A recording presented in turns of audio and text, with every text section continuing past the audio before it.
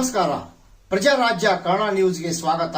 ನಾನು ರಾಮಗೌಡ ಪಾಟೀಲ್. ಹುಕ್ಕೇರಿ ತಾಲೂಕಿನ ಹಿಡಕಲ್ ಡ್ಯಾಂ ಜಲಾಶಯದಿಂದ ಘಟಪ್ರಭಾ ನದಿಗೆ ಸೋಮವಾರ ದಿನಾಂಕ 30 ಮಾರ್ಚ್ನಂದು ಜಾನುವಾರು ಹಾಗೂ ಕುಡಿಯುವ ನೀರಿನ ಸಲುವಾಗಿ ಪ್ರತಿ ವರ್ಷದಂತೆ ಈ ವರ್ಷವೂ ನೀರು ಬಿಡಲಾಗುವುದೆಂದು ಜಿಲ್ಲಾ ಉಸ್ತುವಾರಿ ಸಚಿವ ಸತೀಶ್ ಜಾರಕಿಹೊಳಿ ಪ್ರಜಾರಾಜ್ಯ ಕನ್ನಡ ವಾಹಿನಿಗೆ ಮಾಹಿತಿ.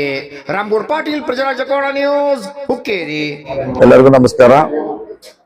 ಪ್ರತಿ ವರ್ಷದಂತೆ ಈ ಸಾರಿ ಕೂಡ ಹಿಡಕಲ್ ಡ್ಯಾಮ್ ಇಂದ ಕುಡಿಯಲಿಕ್ಕೆ ನೀರು ಬಿಡುವಂತ ಒಂದು ನಿರ್ಧಾರವನ್ನು ಮಾಡಿದ್ದೇವೆ.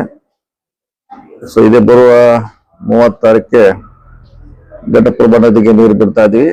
ಅದನ್ನ ಚುನಾವಣಾ ಕಮಿಷನ್ ಪರ್ಮಿಷನ್ ತಗೊಂಡು ಬಿಡ್ತಾ ಇದೀವಿ. ಸೊ ಇನ್ನು ಎಡದಂಡೆ ಬಲದಂಡೆಗೆ 7ನೇ ತಾರೀಕು ಬಿಡುವಂತ ನಿರ್ಧಾರವನ್ನು ಮಾಡ್ತಾ ಇದೀವಿ. ಸೊ ಈ ನೀರನ್ನ ಪ್ರತಿ ಸಾರಿ ಬಿಡುವಂತೆ ಬಿಡ್ತಾ ಇದೀವಿ. ಈಗ ನಾವು ಈ ನೀರು ಬಿಡಬೇಕಾದ್ರೆ ಇಂದು 6 ತಿಂಗಳಿಂದ ಇದಕ್ಕೆ ಅಲ್ಲಿ ನಾವು ನೀರನ್ನ ಸಂಗ್ರಹಣೆ ಮಾಡಬೇಕಾಗ್ತದೆ.